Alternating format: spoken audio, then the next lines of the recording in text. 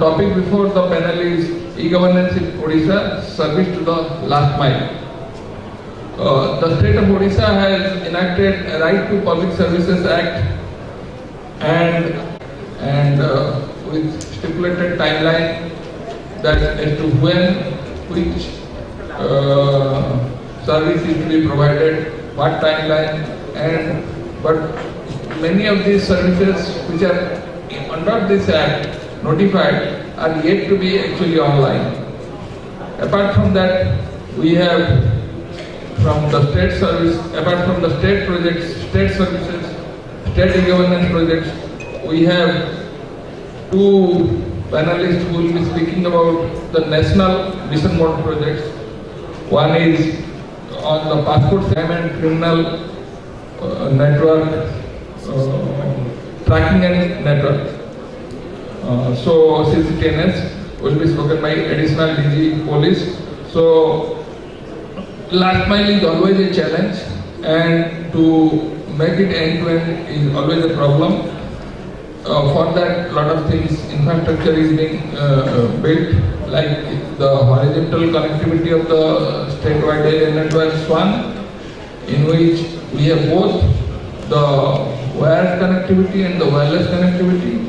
The wired connectivity is being done by BSNL, where about 1260 that to get the services through the common service centers. There are 3 state level agencies who are providing that service. They also need to be geared up.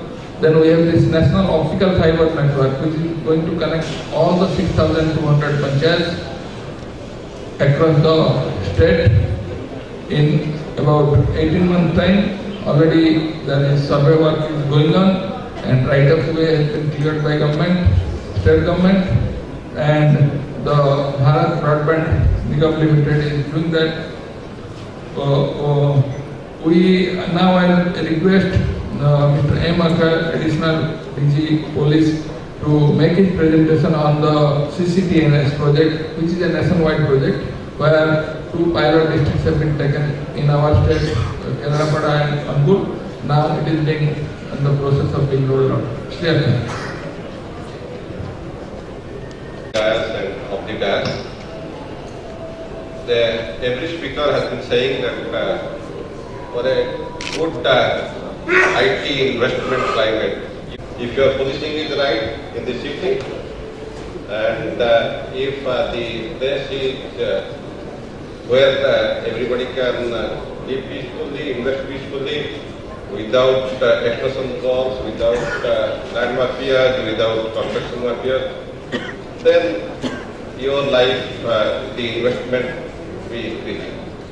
So one of our challenges to make Bhubaneswar as well as to research a investment friendly atmosphere, and in that policing has a large role.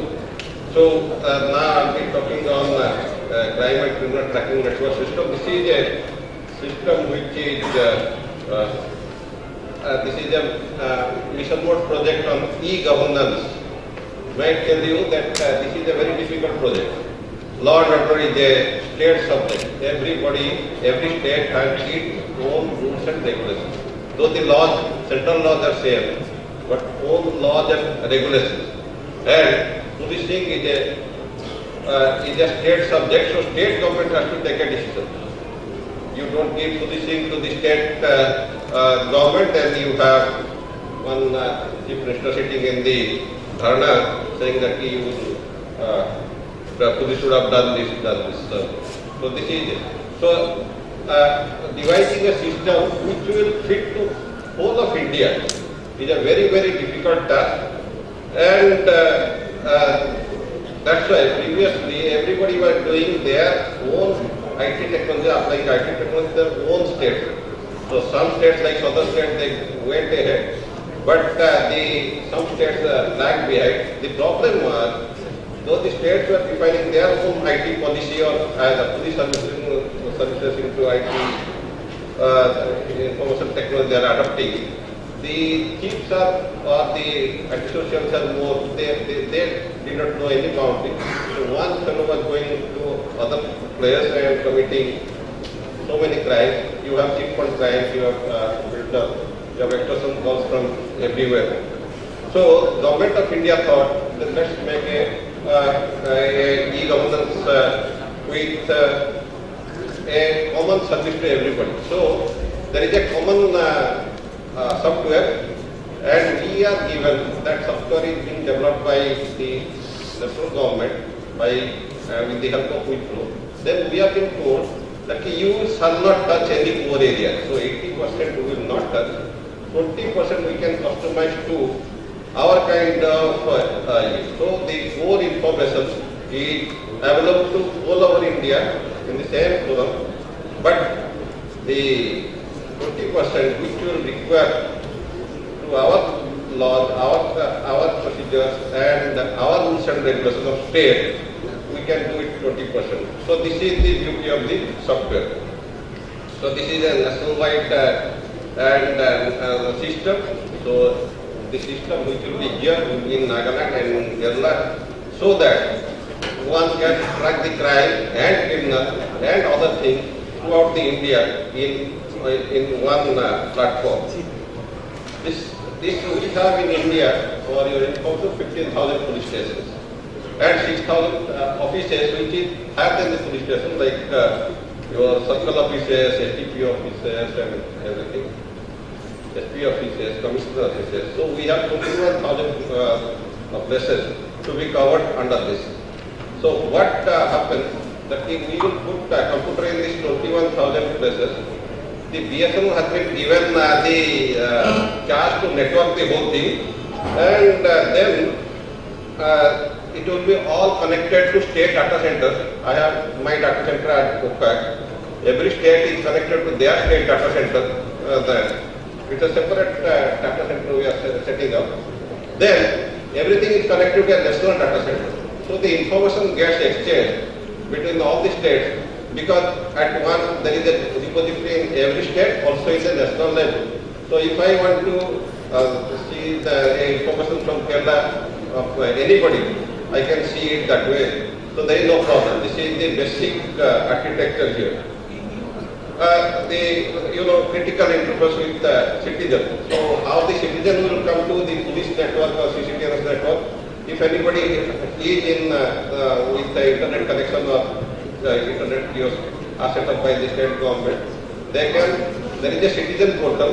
They can come here to citizen portal, and through that they can access to our system, unlimited access to our system.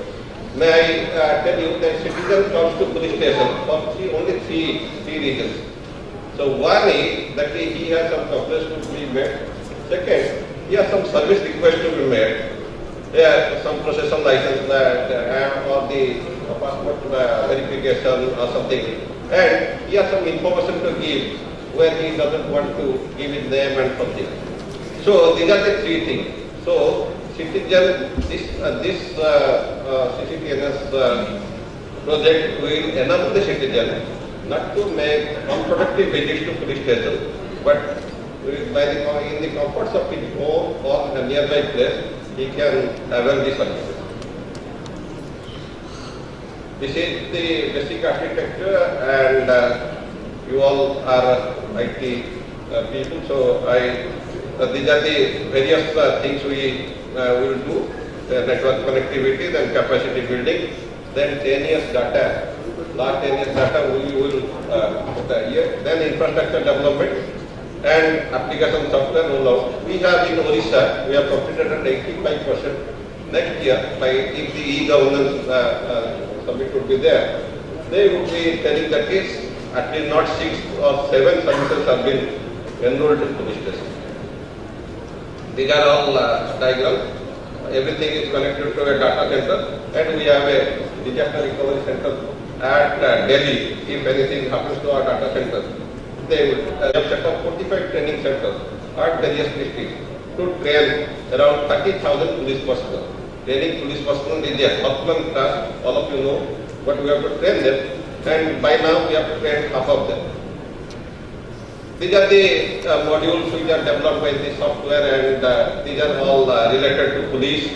And in Odisha, as we have, whatever the national level they are developing.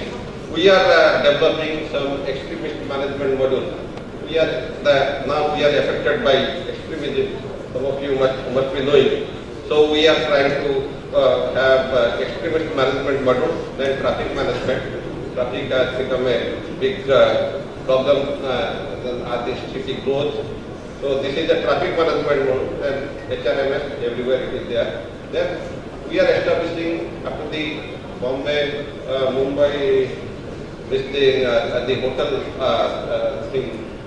The postal security is being taken care of. In Odisha, we have already established 5 police stations, postal police stations. We are establishing 13 more police stations.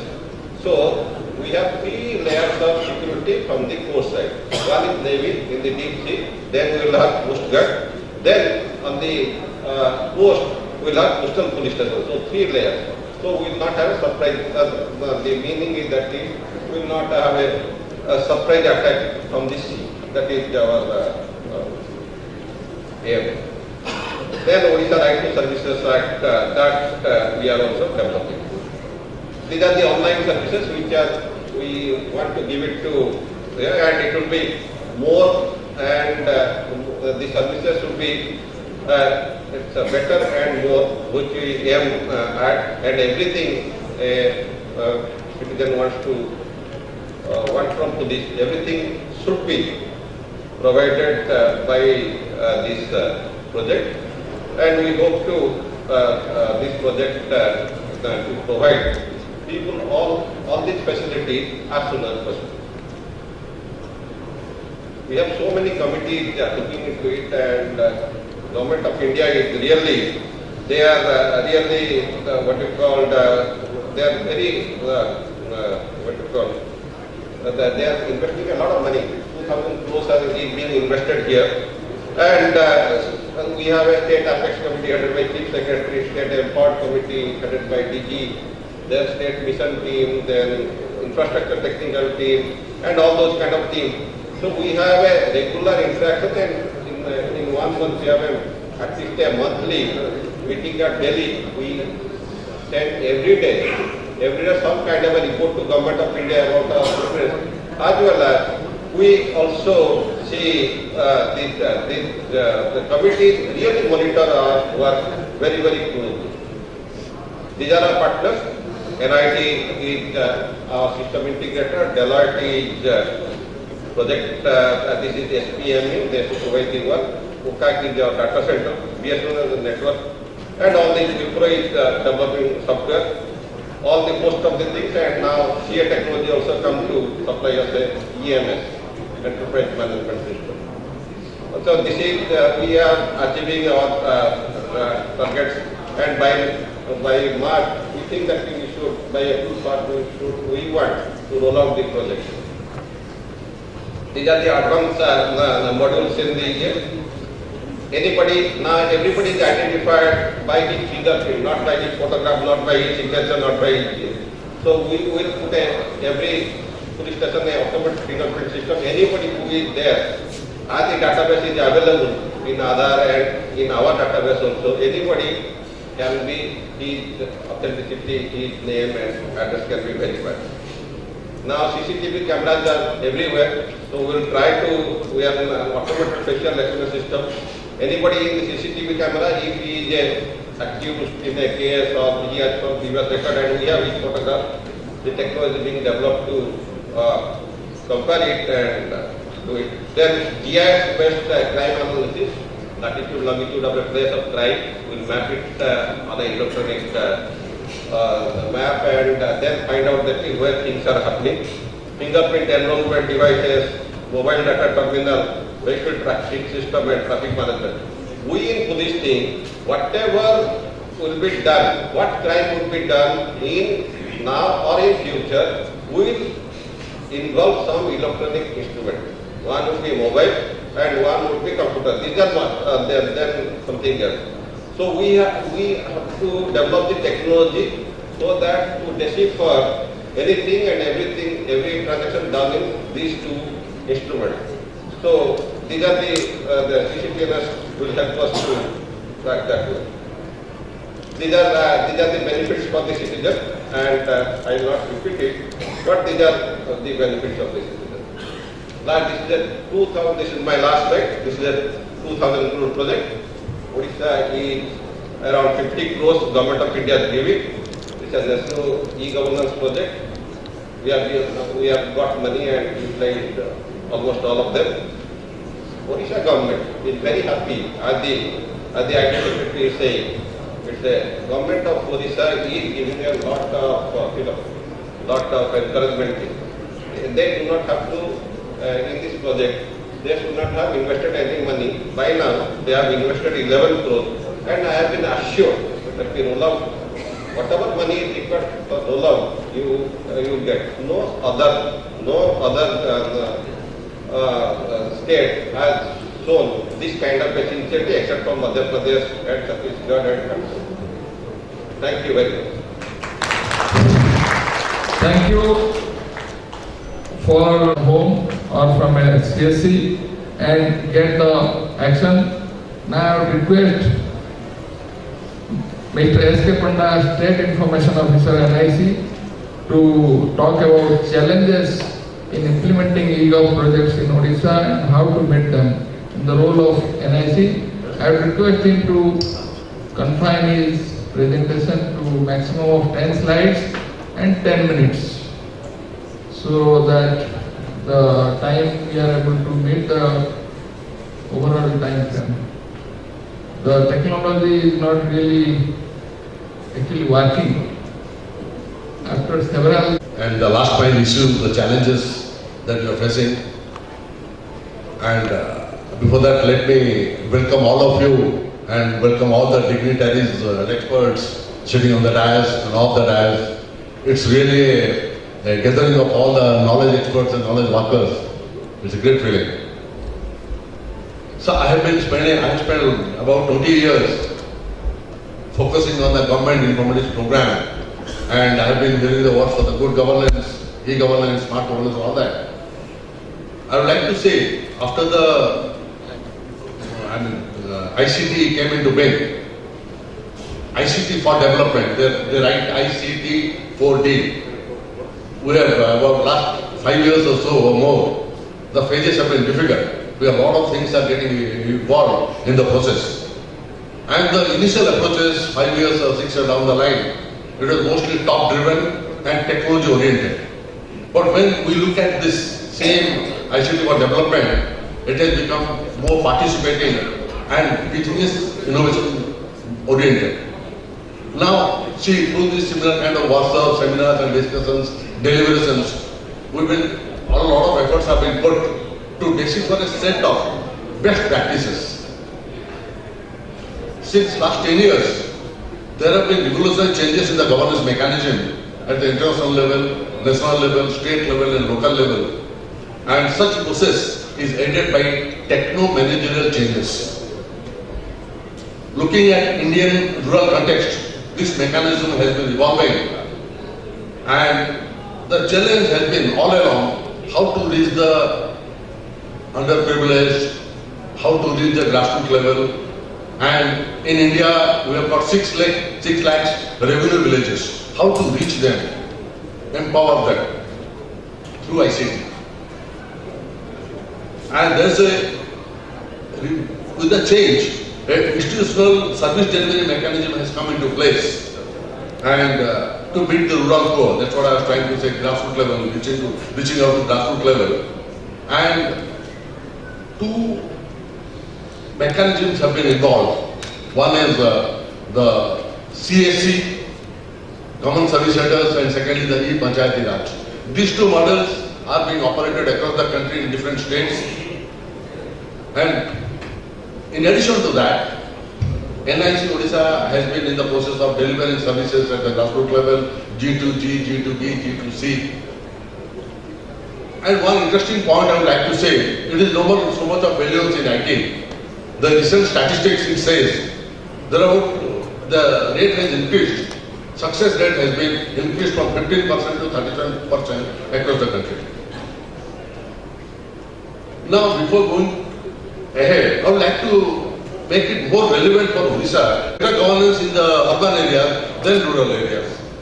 And you'll be surprised to know about only 17 to 18% are urban areas in Odisha, and more than 80% are rural areas. So obviously, when a lot of resources are being spent, and we must commit that these rural areas, we should reach out to the rural areas, underprivileged and poor people. 73% population doesn't have access to electricity. 25 million people, they use firewood as the basic source of energy, fuel. 83% they don't have access to local electricity. 47% below poverty line.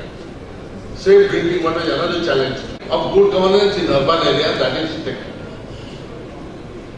Now, keeping such statistics in mind, we have been NIH has been taking a lot of efforts to deliver a couple of interesting applications, which has been successfully rolled out, and it has been delivering services G2G, G2C services.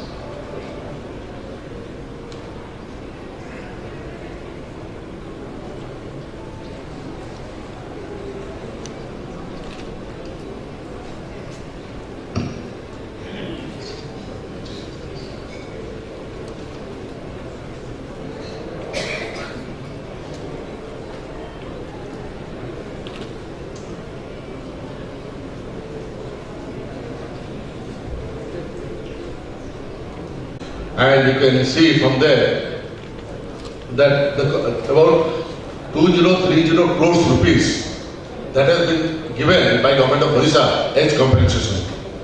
Then there is a PHD portal for the rent collection. We have got a petty procurement system, document management system, track the missing child, Go Naksha, Vidyarthi one application.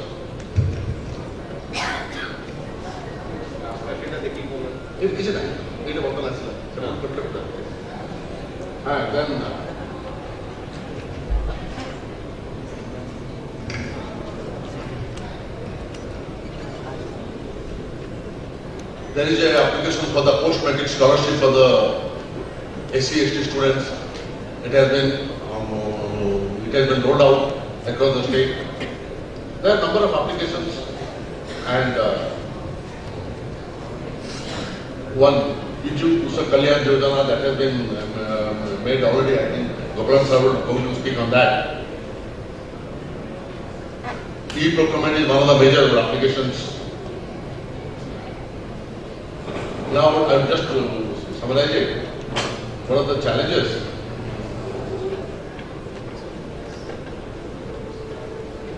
One of the major challenges with the program management, e-infrastructure, because the government machinery has been very complex, government process is complex. So to handle a very complex government machinery, we need to have that kind of infrastructure. Interestingly, one statistic I would like to give you, 90% of the people in the country, they don't know English. Capacity building is another very important exercise which has been going on. It's a continuous process. And to this PPP model, government must take a serious look at the PPP model. Change management is very, very essential. In the change management, you see when we are developing an application, major application for the government, we go by the workflow pattern. The entire machinery we have been working on the particular process for last so many years. When you want to change it, there is a resistance. Because the workflow model won't allow any change in it, because there is an entity and event based from one point to the final point. When there is a change, there is a resistance. But we have to overcome that resistance and ensure that the application is properly followed. The workflow is in place. Then another thing is a lot of IT infrastructure that has been already there. We have to ensure that the proper utilization of ICT infrastructure, integration of services. And one final and continuous key challenge is the development of leaders and change managers to inspire institutional change, support collaboration, and engage in all sorts of this. It is quite analogous to the crankshaft mechanism. You know, there are gear and pinion. You use the lever automatically power gets transferred, and finally the BHP that you get, it is going to increase. So it's a crank-up mechanism at every point, unless initial point is very important, so that the final point you get the all the outcome. Thank you very much. Have a nice day. And it is Government of India's top organization for governance. Now I would request Ms. Padma Mahanti, Regional Passport Officer, to talk about another mission. President Pari, for giving me this opportunity to come and speak here. Esteemed dignitaries on the dais, off the dais, guests, friends from the media, and everyone else, a very good afternoon. The topic on which I was asked to speak is e-governance in Odisha, service to the last mile, and towards a citizen-centric service today. I think I have 10 minutes. It's 1:20 now, so I should end by 1:30, and I have 12 slides, so I think I can finish them in 10 minutes. To start off, giving you a background of passport services in the country, because we have started passport services in Odisha from 1979, but I'll give you a pan-Indian outlook so that we can appreciate what we have done in our state better. So coming to the backdrop, the passport services started in India in 1955, where we had only 4 passport offices: Delhi, Chennai, Calcutta and Mumbai, and we issued only 8.51 lakh passports in 1979. In 2010, it went up to 52.51 lakhs. In 2013, we had 85 lakh passports issued in the country, and the Chief Passport Officer, who was recently in Odisha, has projected that we would join the 1 crore hub in 2014. Coming to vis-a-vis the state Odisha, to which we all belong, we have just 1 passport office, which was set up in 1979, and I hear from my colleagues that in 1985 they would issue 150 passports. So in 2008, when I joined, it was 48,000. 2010 it was 53,000. 2012 it was 72,163, and 2013 we have issued 78,262 passports, and we have vouched for joining the 1 lakh club in 2014. So I was just attending. Thank you. I was just attending the Foresight recently, and I heard Sri Ravi Shankar speak. He said that when somebody tells you I love you, you say really. So when somebody says he's honest, then people say really, is he? So even though we have been excelling and improving and building our road and walking the road, we are always faced with such questions that whether passport services has really gone so far as the state of Odisha is concerned. So I'd like you to have a look at the facts and figures, because I have been working here for quite some time, and I feel that passport is just not a document, it is life. And every passport has a story to tell. And when we talk about citizens, we talk about people. And people who have life, who have emotions, who have sentiments. And when we talk about a citizen-centric service, it's very important that we understand people, we understand their emotions, their sentiments. We go down to their level, or we go up to their level, or we reach out to them at par with them, and only then can any citizen-centric service be a success. Because we have to reach out to people, and in this context, we have been doing a lot of passport camps in the interiors of the state. We have done camps in Sambalpur, we have done camps in Angul district, we have done camps in Banpur, we have done camps in very many places, where we had a vision of taking passports to doorsteps. We conduct passport adalats to redress to the grievances of the people at their doorsteps. We conduct passport melas in passport office. We have had 6 passport melas in the last 1 year, and we are gearing up to have such more camps in the near future. So in this backdrop, there were 36 passport offices in the country, and the Passport Seva project came up, which is one of the largest successful mission mode projects under the National E-Governance Plan. Now, what was the need? As I have already mentioned, it's a growing demand, heightening expectations of citizens, need to comply with international travel standards, because we used to have handwritten passports, and now that people are traveling abroad, there is in information super highway, we have a lot of people traveling abroad, so we needed an international standard. We needed a platform to launch our e-passports. There was limited reach, Even now, Orissa has just one passport office and one passport seva kendra, which is also co-located in the passport office. Then lack of amenities and infrastructure, lack of standardization of documents. One passport office had one document for one particular type of category of passport issue, other passport offices another. So we had to standardize everything. Then lack of certainty in service. You don't know whether the service is certain, and limited scalability. Year 2013, India population is 1.23 billion and passport holders are 52 million. The vision is to deliver all passport-related services to the citizens in a timely, transparent, more accessible, reliable manner in a comfortable environment through streamlined processes and a committed and a trained workforce. Now I'll come to the trained workforce later in my speech. Now, what was the vision realization? I think I'll just scan through it, because there's a 3-tier data center. The passport network has grown to 77 passport seva kendras in addition to 36 passport offices all over the country. 37 passport offices. Then we have a CPPF. The CPPF is a central printing pool. So suppose my passport office has a printing excess. There is a pendency. So I can escalate the pendency to the CPPF, and the passports get printed from the central pool.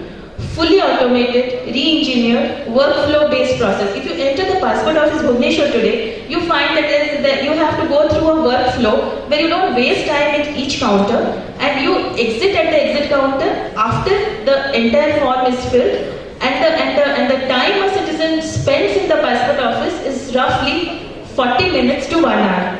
Then you have a security center, you have 17 language 24/7 national call center, a highly motivated workforce, because the TCS is our partner there, and we work in close collaboration with the Tata Consultancy Services.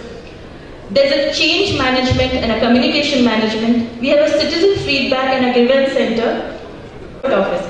Then I remember a quote of Srimati Indira Gandhi, our ex-Prime Minister, who said, if you weep for the setting sun, you cannot see the stars ahead of you. Now I feel that the star ahead of us is the state government gave us a land adjacent to the passport office building, and we are going to have an expanded passport office with better citizen-centric features, better facility for the people who walk in maybe a year's time, and that's another great feather in the cap, and it's a great achievement and a great thing to the state government to have done for the passport organization. Now the numbers speak. I think I won't go much into it. What is the transformation that is brought up? There was limited accessibility, now we have increased accessibility, variation in processes and procedures, standardized, inadequate amenities, best and world-class amenities. You have to just walk into the passport office to realize the kind of amenities we provide. There used to be long waiting time. Now the entire services is, a citizen walks in once to the passport office and he gets out within 40 minutes after seeing whether his passport is granted in front of him or it is kept on hold. Then manual error-prone processes. When we used to fill up the passport application manually, there were errors. And it led to a lot of complications in the issuance of visa earlier. But here we have a increased reliability and automated process. Impacts. So I have just categorized the impacts into social impacts, citizen service impacts, environment impacts, and national security. We give 1,800 jobs that are created in small towns. We save paper because everything is online. We save fuel because you have to travel to passport office only once. 40,000 daily footfall in the passport seva kendras across the country, and you save little bit of money because you don't have to take your own photographs, and the physical form is not required. National security, strategy control, deduplication algorithm, as Mr. Pali was saying, that people cannot walk away with more than one passport at any cost. There is a national data center which looks after the security. Culture of innovation and continuous improvement.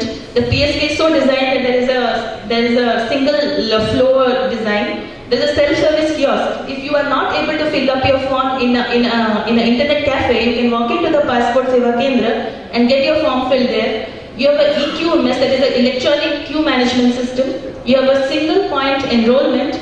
Now, if any of you have recently got a passport, you would see that there is a LSI image that we call a ghost image. You know, the letter screen image in which your date of birth is there, your name is there, a lot of details about you which you can see through a microscope. There is an SMS tracking system. You just pay 30 rupees extra and you know through which channels your passport application is proceeding. So you won't say that, passport office is holding on my application, because once it is granted, the SMS alert says your passport is granted. Once your passport is printed, the SMS alert system says your passport is printed. When the passport is dispatched, you get the speed post number.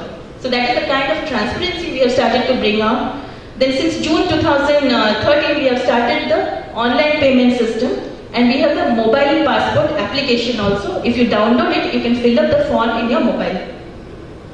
Then the awards and recognition that this Passport Seva project has been getting is Award of Excellence in Project Category G2C, Promising Innovation Award, Award of Excellence in E-India, Best Executed Project Award, and Passport Office Bhubaneswar got the Best CSC Award this year. The future roadmap is mission integration. All the missions are to be integrated in the near future.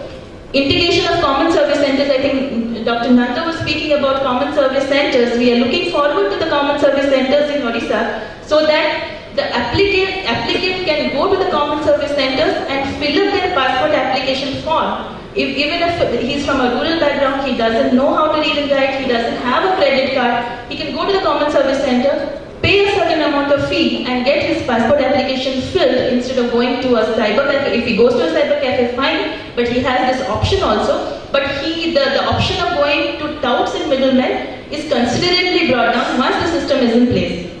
Coming to handheld devices by police, because as I told you, the police verification is a very integral part of the passport verification, passport issuance process.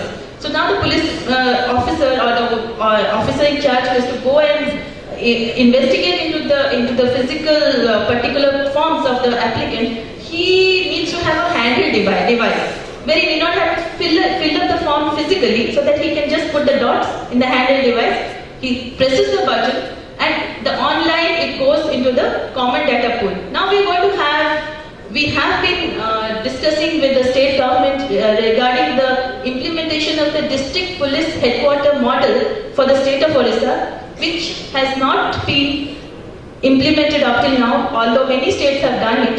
And once this DPHQ model comes, all the police stations, all the DPCs will be, the DIDs will be linked with the passport office. And once the applicant fills up his form, automatically a police verification PP form is generated and it hits the DID in the district police headquarters. So there is no physical transfer of form. There is no time lag in the transfer of form. And once the DID does all the verification, they send it online. So the transit loss is not there. Now, if an applicant comes, he says, "Again, passport office." When we look for the form, we don't find the form. Then we get back to the DID. So there is lot of miscommunication, and there are chances of transport loss which can be minimized once this is in place. Next, a snapshot of Passport Seva project in Odisha. As I told you, on 28th May 2012, we launched this project in Odisha in our own building. This is a young and dynamic workforce of the Passport Seva project. They are the TCS employees. We have 10 counters manned by TCS employees.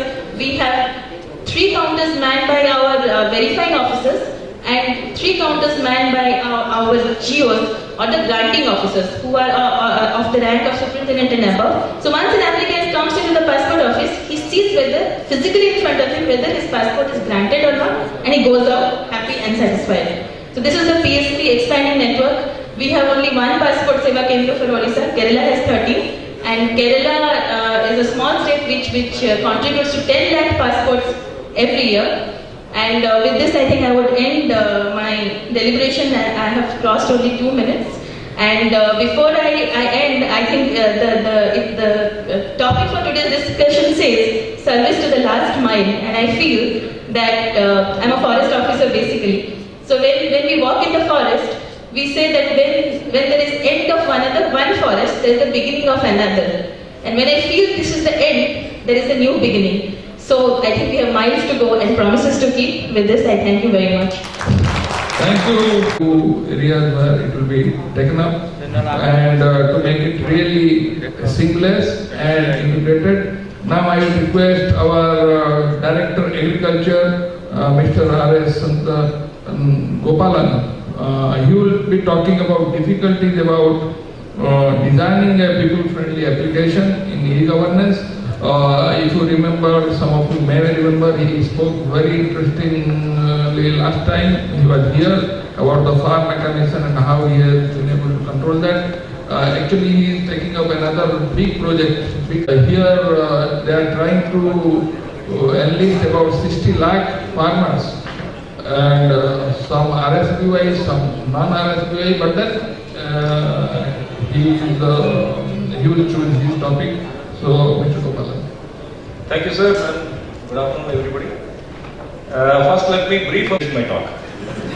When you have a PPT, at least you can be sure that when the last slide is over, the speaker is going to leave. When there is no PPT, it is totally at the speaker's mercy. In our directorate, we have taken up certain programs for this last mile service. We have taken up certain initiatives for farm mechanization, for pump set tracking, for funds management, etc. After dealing with such projects, in almost all our projects, NIC is our partner, and NIC is a very good partner. And with the help of NIC, we even bagged a National E-Governance Award last year. Thank you.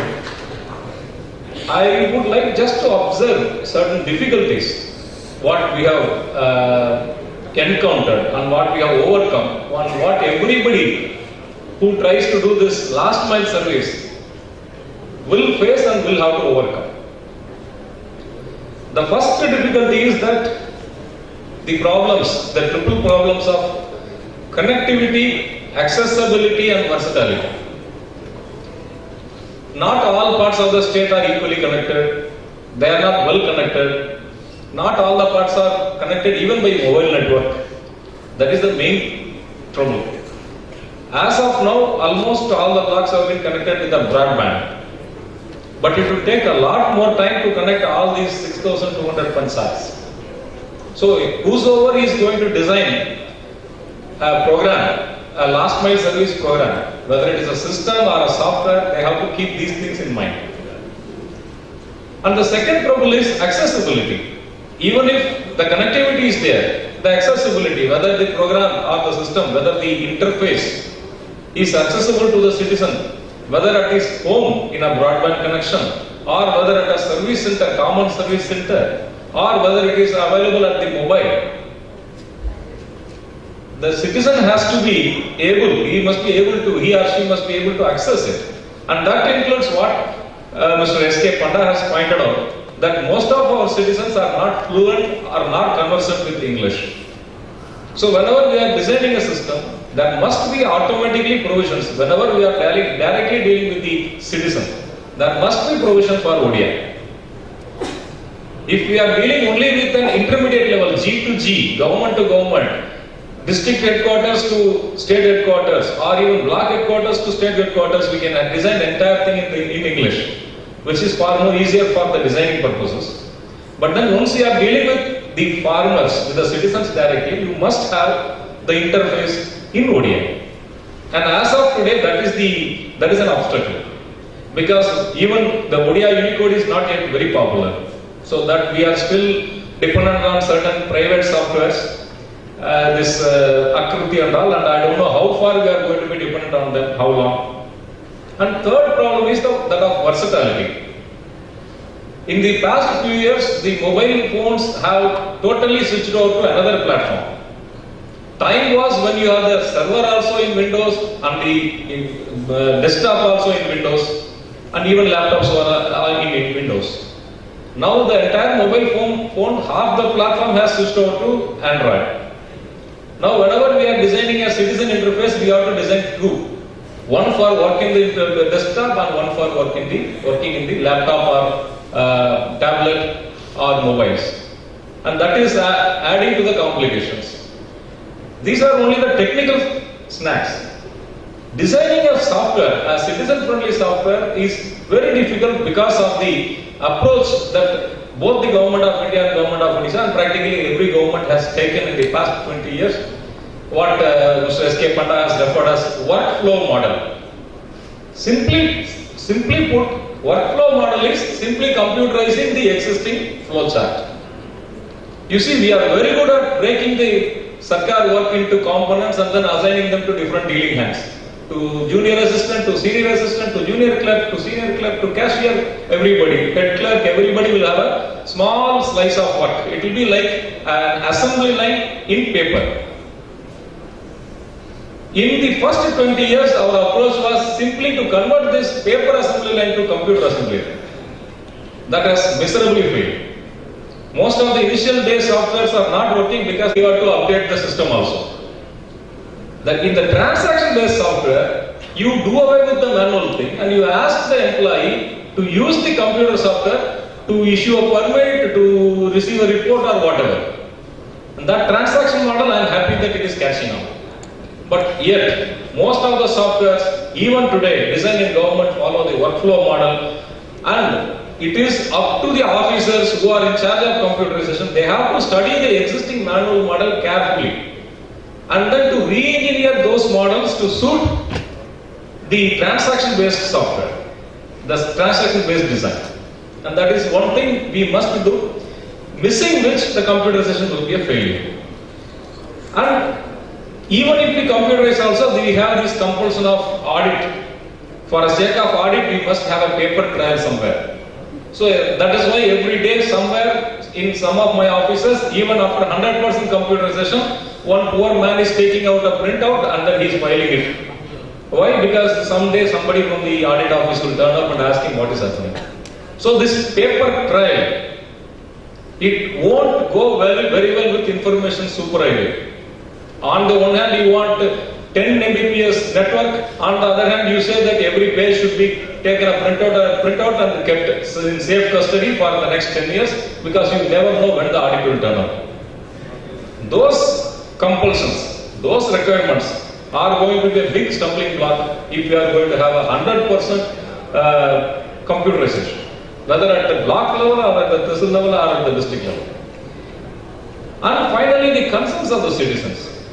Citizens have concerns. So far, in all our computerizations, we didn't have much to worry about because citizens' views were not very important. But now with Aadhaar, with finance transactions, while you are tracking a criminal, it is verified. What if an innocent man is tracked? Under our common law, a citizen is presumed innocent unless he is proved guilty. What if a citizen has a right to anonymity and privacy as long as he is not breaking any law?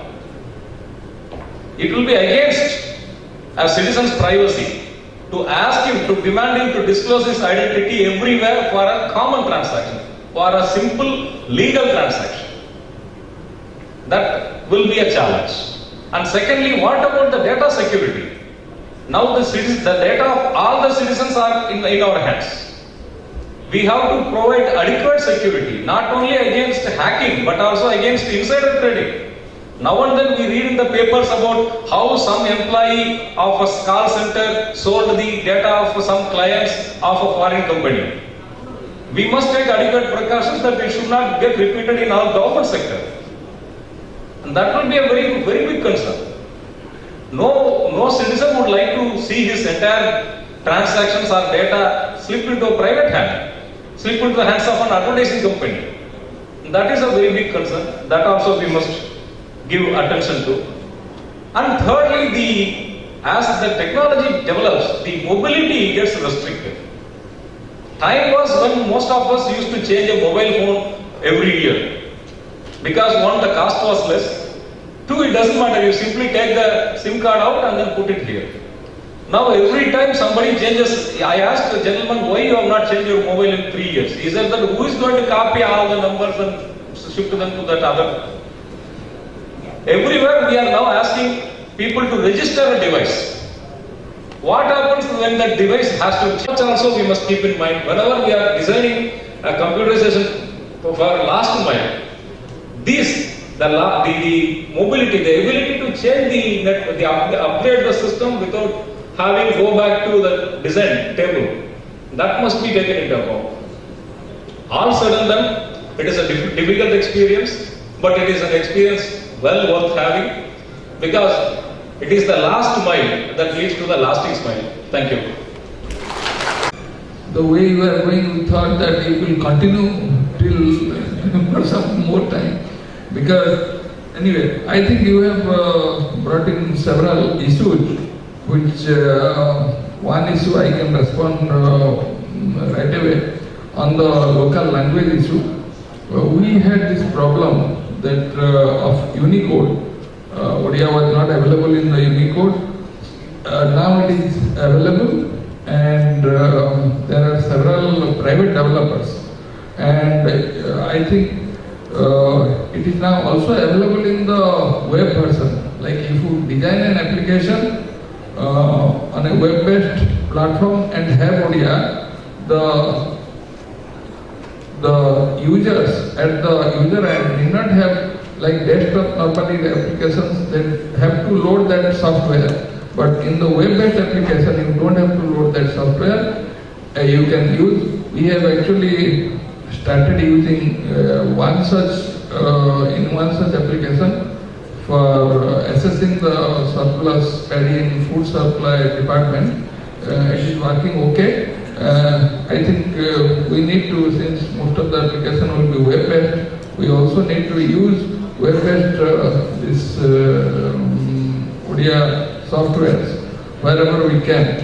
Otherwise, every desktop we have to load, and it doesn't really work that way, and licenses are very costly. Each license costs something, and then it adds up.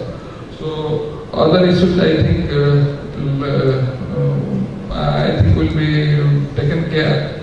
Now we have people who are related to e-governance in one way or the other. Wish you all a belated Happy New Year and good afternoon. I do not have a PowerPoint presentation, but I have jotted down my points. As Sir has already mentioned that I would be speaking something on the e-district experience. To begin with, the entire idea of e-governance, sometimes while implementing on the field, one faces a situation where you think whether e-governance is an alternative or it is a challenge or it flows from the existing paper-based, procedure-based governance. Exactly, it is all three. It both, whatever we want to deliver through systems of software or single window or one-stop point, has to come from existing papers in the government body or the system, the documents. They have to follow that procedure, and that procedure has to be embedded within the e-governance setup. It also comes out as a wonderful alternative to the existing hiccups and hassles that a common man has to go through in the process of getting things done at the government level, and also as a challenge. Challenge because those who are involved in the process of service delivery within the governance generally have, through the years, also have had in place systems which are not duly approved but serve their own little end, their selfish motives, etc. Then coming to why e-governance and why we would like to push it through at the field level, because it comes out as both fairer, faster, and hence has to be made feasible. In the present scenario, in the state of Orissa, most e-governance initiatives are generally for monitoring or tracking, and some of it is now coming towards service delivery.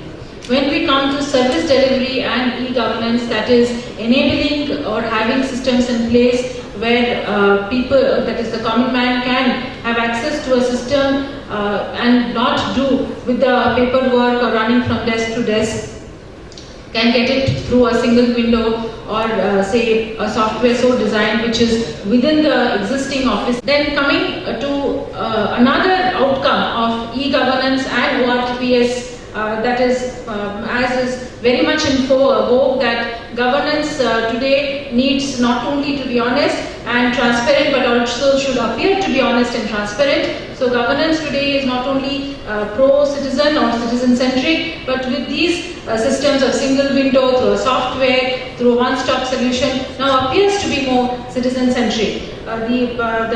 Most people, especially in urban, semi-urban areas, who understand this now consider that these are actually pro-citizen initiatives, at least in the state of Odisha. Coming to challenges, much of the challenges have been covered by the speakers before me. It continues in the government sector, in the district level and below, that is the district, the Tahsil and much below that. The infrastructure continues to be one big challenge. Having a manpower trained enough and patient enough to deal with the initial hiccups, that continues to be a challenge. The biggest challenge is acceptance and endorsement of the processes of e-governance and what comes as an outcome of systems in place out of e-governance. That is because we are still continuing to depend much on the documents which are on paper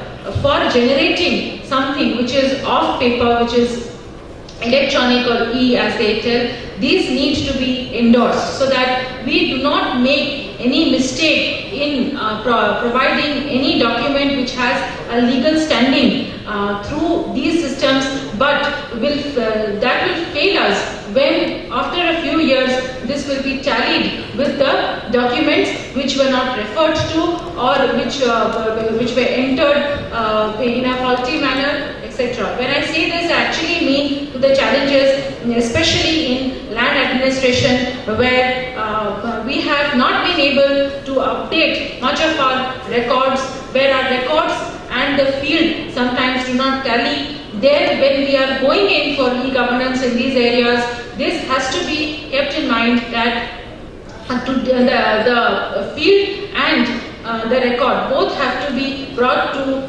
the same timeline, and then it is uploaded and then a software is designed so that we are able to generate through any systems of single window, etc. Then is the challenge of perception, as was also quoted by some of the speakers, that both citizens need to have the level of faith required that this is an alternative and this works, and also people who have been literally and philosophically also, but you brought about and the records to be on par before we can really take it forward, and thank you for your perspective. And now we have the last speaker, Sri Deepankar Sir, Deputy Commissioner in the Commissionerate of Commercial Tax. You will be talking about the VATIS, how the next steps that they are taking in this project, where actually the dealers are now working online and paying their taxes online.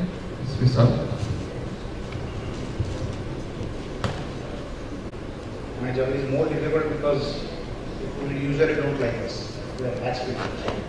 We are always at the last point. At the end of this entire session also we will be standing with the working people to check out how much tax is coming out of this. So without that, I will just quickly finish it up. I will try to finish it within 10 minutes. Sir. Just a quick look at the structure, don't look at this, this is not much. What I would like to say is when we are talking about citizens, we are a little bit more specified here. We talk about the business community in general. As far as Odisha is concerned, we have about 130,000 our main client, we call them customers or dealers as we call them. Apart from that, everybody else who wants to do a business or has got something to do with the business, they usually come to us. Now, as I said, nobody wants to see a tax person standing in front of him, or nobody wants to come to a tax office. The first thing that we thought of doing is to actually start vanishing. Let people do the business and let us vanish with, at the same time, with the objective of protecting the revenue of the state. So that is where we started. We started doing some IT work long time back in 2004. But in 2010 June, Government of India sanctioned this Mission Mode project of commercial taxes, and with the objective that it should be completed by March 2014, another 2 months. This is basically our structure, so I will not go into that. What we have done over a period of time is some of the services which are done on day-to-day basis, the business people they do on daily basis, they need a form, they need to pay tax, they need to file a return, they need a certificate, all those things what we have done. We have actually started withdrawing the physical presence of the department and making it available everywhere, almost all the time, 24/7. I mean, we have been successful to some extent. 2% of our dealers are technology savvy, because that they are more from the organic sector. But the 98% of our customers or dealers, they don't really know how to use this new technology. So they are like shopkeepers, middle-level business people and all that. They are more interested in doing their business and not running after the, earlier after the tax people and now after the technology thing. So first thing we did is to set up a full-fledged help desk in our head office at Cuttack, and then spread it across to our circle offices, which are 45 across the state and 12 range offices. So what we did, we started with toll-free numbers, we started with SMS services, interactive SMS services. Currently there are about 15 interactive SMS services available. Apart from for each and every transaction, we send SMS to our dealers. Everything he does with us, he gets an SMS. Even if it's a thank you or it's happy or it's happy. And then we started offering grievance system where people are able to come to our website and write in their grievances, even if when they're saying that your people are not good, they are not providing service, they are doing something unethical kind of thing. But still, we have a grievance system. We have a full-fledged email-based support system where we keep on communicating with our dealers. And also, first year we had a very tough time because everybody started shouting and doing all those things that we didn't want to do. But then we continue, and finally now people are saying that at least one good thing happened, that you are accepting certain things which you wouldn't have said something 5 years ago. So that's one more thing that has happened. So there is a Facebook page, there is a Twitter page, and now we are trying to do something else also. And then there is a purely technical monitoring support for the technical assistance. Where a person is not able to log in, a person is not able to use his password, or maybe simply use an Excel file to upload his returns. So this help desk is now running, I have not said 24/7, but at least 12 hours a day, and for all the day, including holidays. And there are very few people, about 5 people who are sitting at the help desk on a rotation basis, and we are providing the support. And now what I have done is we have started smaller help desks at the regional offices, so that people, even if somebody is not responding in at the head office, somebody is there to respond at the field offices. So that's the help desk. Registration, the first thing the person does to start a business is needs a TIN or SRIN, what we call it, the registration number. So he comes to us.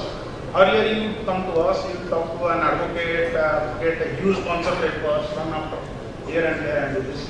We have changed the entire process. Now the entire process has been completely redesigned for the popularly, in technological terms we call a business process engineering kind of a thing. So what we do now is a person makes an application online, completely online. There is no physical document exchange whatsoever. And then we borrowed the idea from the passport offices. We give him an appointment, he selects a time, exact time for half an hour, and he comes to the office with few documents, PAN card, address proof, his business certificate or registration of company, something like this. We don't even take those things, we scan those things, we take a photograph, half an hour session is over. If it is approved, the registration number is instantly communicated. The dealer wants to apply for a tender, he needs a VAT clearance certificate. Earlier they used to run after different offices to get it. Now it is completely online. Apply, the system will check it, approve it, and the person will have to download it at this place, and you will get a copy in the email also. The person who is demanding a VAT clear certificate, he can also come to our site and verify if the certificate given by the vendor or the bidder is actually correct or not. So you can see that. So it doesn't even need a physical kind of a copy to get it verified or right person. Earlier we used to get letters, we have received this VAT clear certificate from this bidder, please verify and tell us that whether this is correct or not. Similarly, no deduction certificate is in case of work contractors. I think you can wind up. These are because I'm done. general thing. These are very specifics. You can wind up in next couple of minutes. Sir, one last thing that I would say is we have now recently set up a intelligence unit. Earlier, what we used to do is we used to randomly select dealers that these are the people we are going after this year. Now what we have done is we have Time to felicitate our esteemed speakers present on the dais. So can we have the mementos, please? The mementos to our speakers.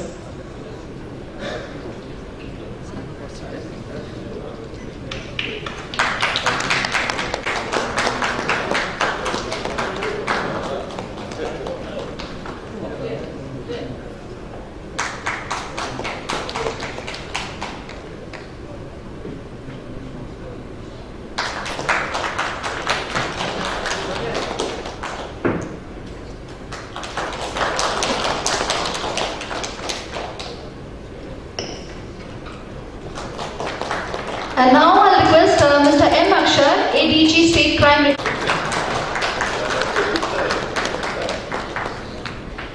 Thank you so much, sir. Now, ladies and gentlemen, we break here for lunch. We'll meet sharp after 30 minutes at the same time, same place, and a special for the first floor for lunch.